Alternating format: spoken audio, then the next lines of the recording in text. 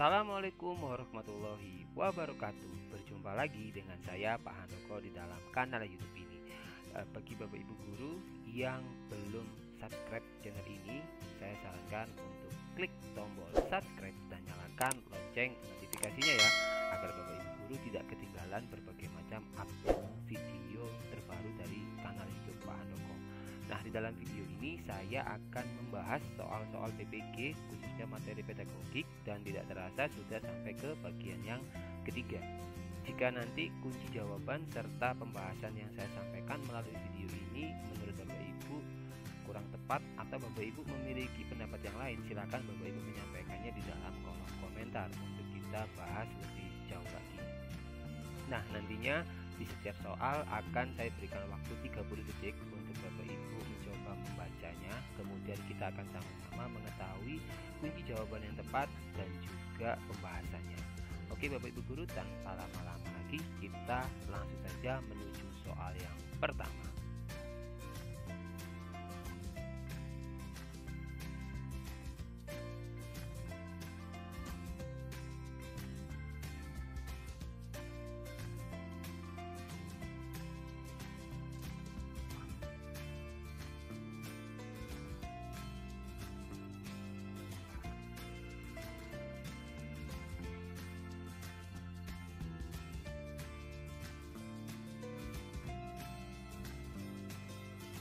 Oke Bapak Ibu, waktunya sudah habis, dan untuk soal nomor 1 ini jawaban yang tepat menurut saya adalah opsi yang B, yakni behavioristik gitu ya. Kenapa kok yang B? Jadi behaviorisme adalah teori belajar yang mengutamakan perubahan perilaku atau tingkah laku individu melalui hubungan stimulus dan respon. Menurut teori ini, perilaku yang terjadi dapat diperkuat atau diperlemah melalui konsekuensi yang mengikuti perilaku tersebut. Contohnya ketika seorang mengalami rasa lapar, itu sebuah stimulus gitu ya, dan ia akan makan makanan tertentu. Itu adalah responnya. Jika ia merasa kenyang dan merasa baik-baik saja setelah makan, maka perilaku makan tersebut akan diperkuat dan kemungkinan besar akan dilakukan lagi di masa depan. Teori belajar behavioristik fokus pada aspek objektif dan teramati dari belajar, seperti stimulus dan respon serta pengaruh lingkungan terhadap perilaku individu. Oleh karena itu, teori ini sering digunakan dalam pendidikan dan psikoterapi. Dalam beberapa tahun terakhir telah muncul teori-teori belajar baru seperti konstruktivisme dan kognitivisme yang memperhatikan faktor-faktor internal individu dalam proses belajar. Meskipun begitu, teori behavioristik tetap memiliki peran penting dalam bidang psikologi dan pendidikan. Itu tadi pembahasan untuk soal yang pertama. Kita lanjut ke soal yang kedua.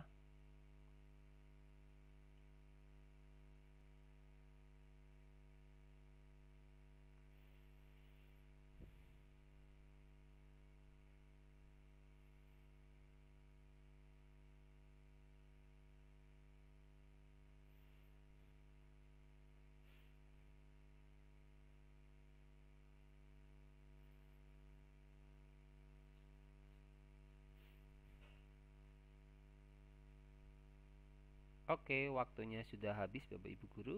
Dan untuk pertanyaan nomor 2 ini jawaban yang tepat menurut saya adalah opsi yang B, yakni trial and error gitu ya. Kenapa kok yang B? Jadi trial and error atau mencoba dan gagal adalah salah satu prinsip belajar yang melibatkan proses mencoba berbagai cara atau strategi sampai menemukan cara yang paling efektif dalam mencapai tujuan yang diinginkan. Prinsip ini juga dikenal sebagai pembelajaran berdasarkan pengalaman. Dalam pembelajaran trial and error, individu belajar dari kesalahan dan kesuksesan mereka dalam mencoba berbagai cara. Individu akan mencoba berbagai alternatif hingga menemukan jawaban atau respon yang tepat dan efektif. Setelah menemukan solusi yang tepat, individu cenderung mengingat solusi tersebut dan menggunakan strategi yang sama di masa depan. Pembelajaran trial and error umumnya digunakan dalam situasi-situasi yang kompleks dan tidak dikenal, di mana tidak ada cara yang pasti untuk mencapai tujuan yang diinginkan. Contohnya dalam memecahkan masalah matematika yang sulit atau dalam menghadapi situasi sosial yang rumit. Meskipun trial and error adalah prinsip belajar yang sederhana, namun sangat penting dalam pengembangan keterampilan dan pengetahuan individu. Prinsip ini juga sering digunakan dalam metode pengajaran di kelas untuk membantu siswa belajar dengan lebih efektif.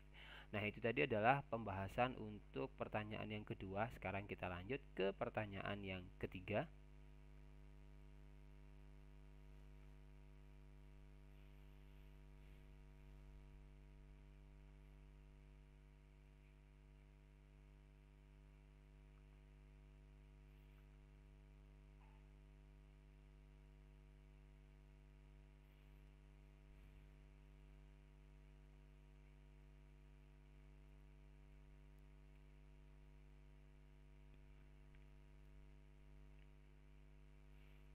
Oke, Bapak Ibu guru, waktunya sudah habis.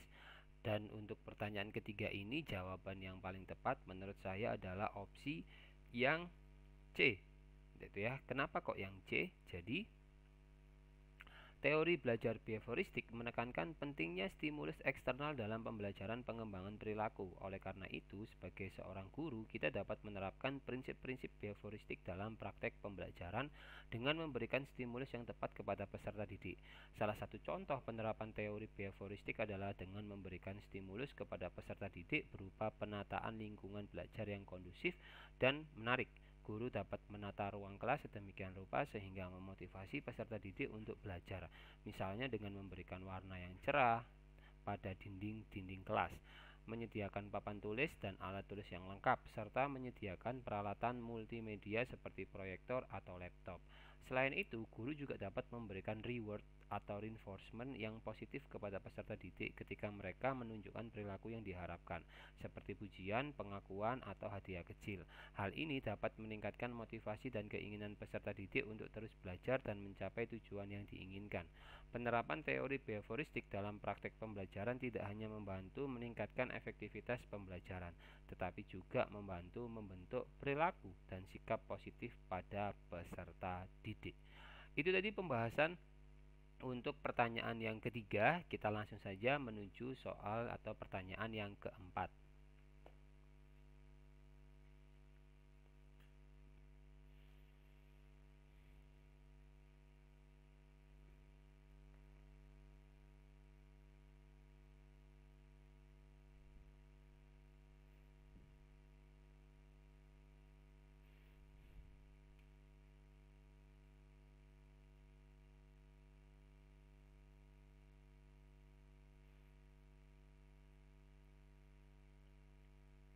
Oke, waktunya sudah habis Bapak Ibu Guru. Untuk pertanyaan yang keempat ini, jawaban yang paling tepat menurut saya adalah opsi yang D, yakni teori humanistik gitu ya. Kenapa kok yang D? Jadi, teori humanistik menempatkan manusia sebagai subjek dalam proses pembelajaran, di mana tujuan utamanya adalah untuk membantu manusia mencapai aktualisasi diri. Menurut teori ini, pendidikan harus mempertimbangkan kebutuhan individu dan membantu mereka mencapai potensi maksimal mereka, termasuk mengembangkan keterampilan kreatif, mengembangkan pemikiran mandiri, dan memperkuat kemandirian individu. Dalam konteks pendidikan, teori humanistik menekankan pentingnya menciptakan lingkungan yang positif dan mendukung, di mana siswa merasa dihargai, diterima, dan didukung dalam proses pembelajaran mereka. Para pendidik harus mempertimbangkan kebutuhan individu siswa dan memfasilitasi pembelajaran yang relevan dan bermakna yang dapat membantu siswa mencapai tujuan mereka. Dalam pernyataan tersebut dikatakan bahwa seluruh komponen pendidikan memiliki tujuan yang sama, yaitu terbentuknya manusia yang ideal, manusia yang dicita-citakan, yaitu manusia yang mampu mencapai aktualisasi diri. Pernyataan ini sesuai dengan teori humanistik yang menempatkan manusia sebagai subjek dalam proses pembelajaran dan menekankan pentingnya mencapai aktualisasi diri. Oleh karena itu, jawaban yang tepat adalah yang D, yakni humanistik. Oke, itu tadi pembahasan untuk pertanyaan yang keempat. Kita langsung lanjut ke pertanyaan yang kelima.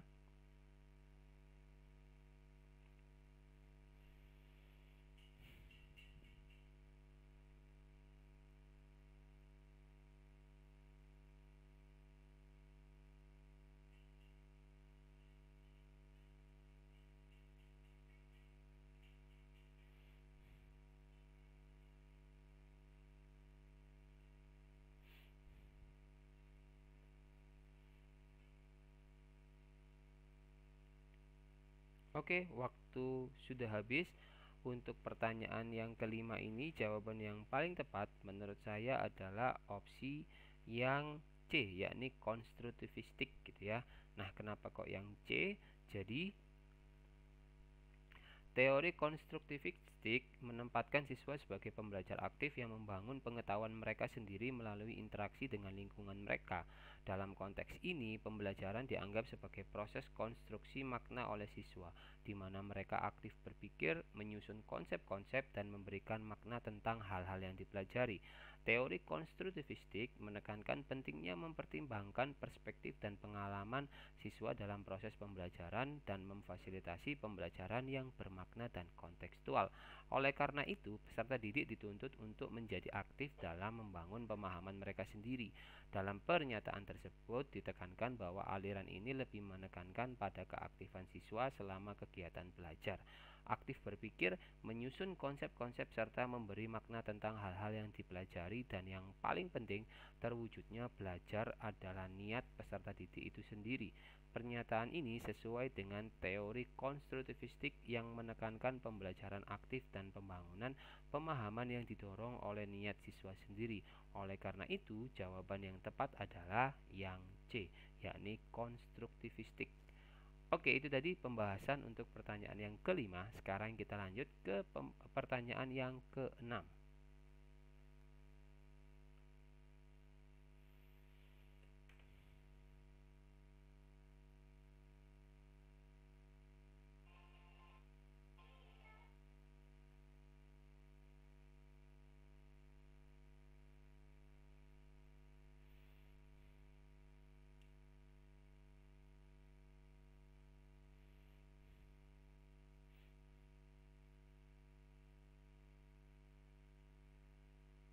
Oke, untuk waktu menjawabnya sudah habis. Sedangkan untuk pertanyaan yang keenam ini, jawaban yang paling tepat menurut saya adalah opsi yang C, yakni ikonik gitu ya. Nah, kenapa kok yang C? Jadi, menurut teori pembelajaran Brunner ada 3 tahapan pembelajaran, yaitu enaktif, ikonik, dan simbolik. Tahapan ikonik terjadi ketika seseorang memahami objek-objek atau dunianya melalui gambar-gambar atau visualisasi verbal. Pada tahap ini, peserta didik belajar melalui bentuk perumpamaan atau perbandingan, sehingga mereka dapat membangun pemahaman mereka tentang konsep atau ide. Tahap ikonik terjadi setelah tahap enaktif, di mana siswa belajar melalui pengalaman langsung dengan lingkungan mereka, dan sebelum tahapan simbolik, di mana siswa menggunakan simbol-simbol seperti kata-kata atau angka-angka untuk merepresentasikan konsep. Dalam pernyataan tersebut dikatakan bahwa seseorang memahami objek-objek atau dunianya melalui gambar-gambar dan visualisasi verbal yang sesuai dengan tahapan ikonik dalam teori Brunner. Oleh karena itu, jawaban yang tepat adalah yang C, yakni ikonik ya. Nah, itu tadi pembahasan untuk pertanyaan yang keenam. Kita langsung saja lanjut ke pertanyaan yang ketujuh.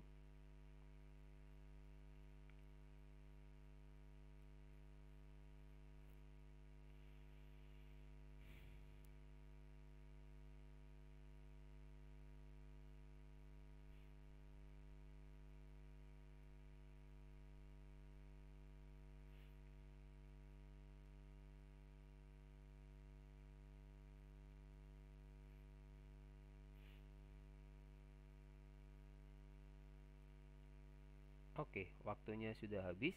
Untuk soal nomor 7 ini, jawaban yang paling tepat menurut saya adalah opsi yang A, yakni mampu memecahkan masalah gitu ya.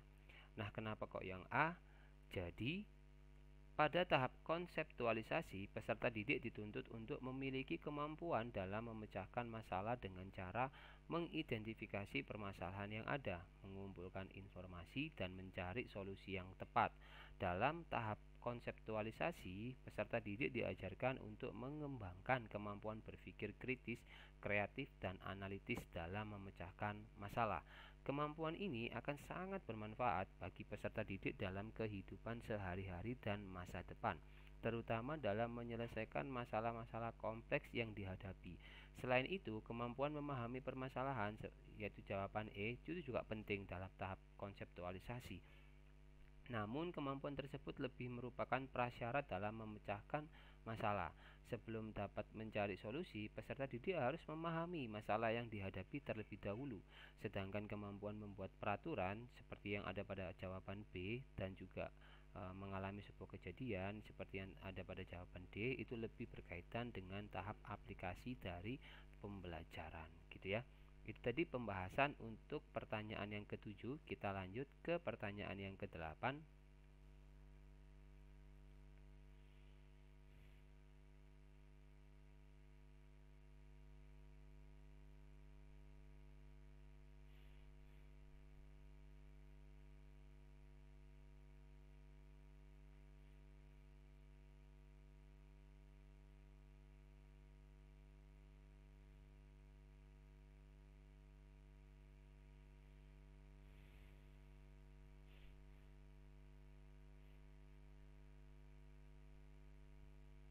Oke, untuk waktunya sudah habis.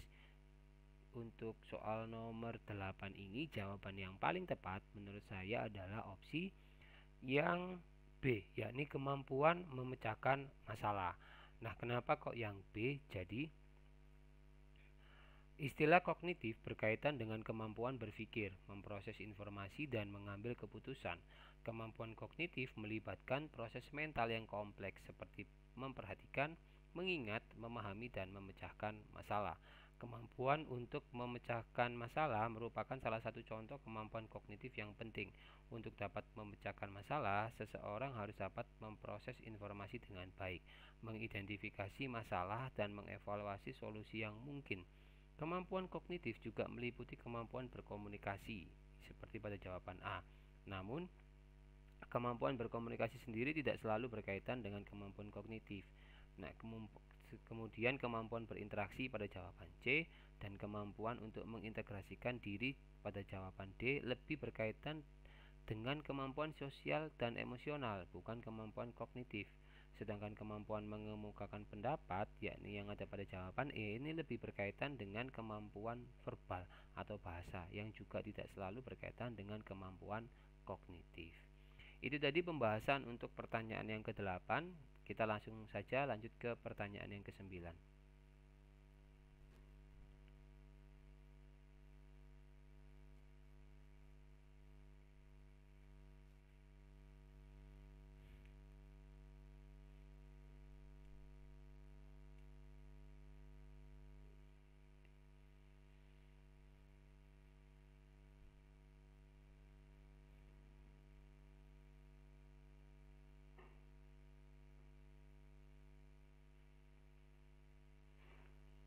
Oke, waktunya sudah habis. Untuk pertanyaan yang ke-9 ini, jawaban yang paling tepat menurut saya adalah opsi yang C, yakni belajar aktif, gitu ya. Nah, kenapa kok yang C? Jadi, tipe belajar menurut Habermas terdiri dari belajar teknis, belajar praktis, belajar emansipatoris, dan belajar konsep. Belajar teknis adalah belajar yang berfokus pada penguasaan keterampilan atau teknologi tertentu. Belajar praktis adalah belajar yang berfokus pada pengembangan keterampilan yang diperlukan dalam kehidupan sehari-hari. Belajar emansipatoris adalah belajar yang berfokus pada pembebasan individu dari dominasi atau tekanan sosial yang ada. Sedangkan belajar aktif tidak termasuk dalam tipe belajar menurut Habermas. Istilah belajar aktif lebih berkaitan dengan metode pembelajaran yang melibatkan partisipasi dan keterlibatan aktif peserta didik dalam proses pembelajaran. Belajar konsep merupakan tipe belajar yang berfokus pada pemahaman konsep atau ide. Peserta didik diajarkan untuk memahami konsep-konsep yang kompleks dan abstrak melalui pemahaman konsep-konsep dasar dan keterkaitan antara konsep-konsep tersebut. Itu tadi adalah pembahasan untuk pertanyaan yang ke-9. Kita langsung saja lanjut ke pertanyaan yang ke-10.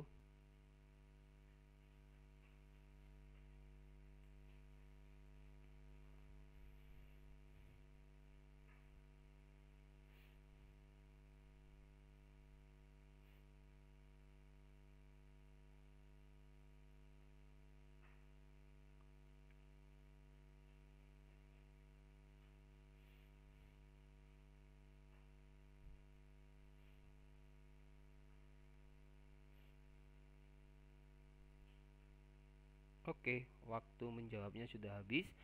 Untuk pertanyaan ke-10, jawaban yang paling tepat menurut saya adalah opsi yang D, yakni teori belajar konstruktivistik gitu ya. Kenapa? Jadi teori belajar konstruktivistik mengemukakan bahwa peserta didik aktif terlibat dalam membangun pengetahuan mereka sendiri melalui pengalaman dan refleksi. Dalam teori ini, pembelajaran dipandang sebagai proses yang dinamis dan kompleks, di mana peserta didik membangun pengetahuan mereka sendiri dengan merancang makna dari pengalaman dan informasi yang mereka terima. Dalam proses pembelajaran yang dijelaskan pada soal, peserta didik diberi kebebasan untuk melakukan eksperimen, mencoba mencari pola dan mengeneralisasi hasil pengamatan mereka. Hal ini merupakan penerapan prinsip belajar konstruktivistik di mana peserta didik dianggap sebagai konstruktor aktif dari pengetahuan mereka sendiri. Teori belajar kognitivistik pada jawaban A memfokuskan pada pemrosesan informasi dan pengembangan struktur kognitif. Teori belajar humanistik pada jawaban B menekankan pada kebutuhan peserta didik untuk berkembang secara pribadi dan mencapai potensi maksimal mereka. Teori belajar behavioristik pada jawaban C mengemukakan bahwa perilaku dapat dipelajari melalui penguatan dan pengondisian. Sementara teori belajar sibernetik yang pada jawaban E menghubungkan belajar dengan sistem komunikasi dan pengaturan kontrol. Nah, itu tadi adalah pembahasan untuk pertanyaan yang ke-10 dan ini sudah di pertanyaan yang terakhir. Seperti pada video-video sebelumnya, ketika kita sudah pada akhir daripada video pembelajaran ini, akan saya berikan satu pertanyaan sebagai kuis gitu ya. Nanti silakan Bapak Ibu guru untuk menjawabnya di dalam kolom komentar untuk kita bahas lebih jauh lagi. Nah, seperti apa kuisnya? Kurang lebih seperti ini. Kurikulum sebagai seluruh aktivitas peserta didik, baik yang dilakukan di dalam maupun di luar kelas, berarti A. Menyusun daftar mata pelajaran yang harus dipelajari oleh siswa selama menempuh pembelajaran di kelas. B. Menyusun rancangan kunjungan ke kebun binatang untuk menyelesaikan proyek pembelajaran sains. C. Menyusun aktivitas pembelajaran yang disajikan dalam RPP untuk menjadi dokumen sekolah. D. Menyusun modul pembelajaran yang memuat aktivitas belajar siswa. Atau E. Menyusun daftar isi bahan pembelajaran agar mudah dipelajari oleh siswa dalam proses pembelajaran. Nah, itu tadi adalah kuis dalam video ini. Saya ucapkan terima kasih kepada Bapak Ibu guru yang sudah menonton video ini hingga akhir. Semoga beliau-beliau mendapatkan manfaat gitu ya, mendapatkan manfaat dari video pembelajaran ini. Akhir kata, wassalamualaikum warahmatullahi wabarakatuh. Salam Historia.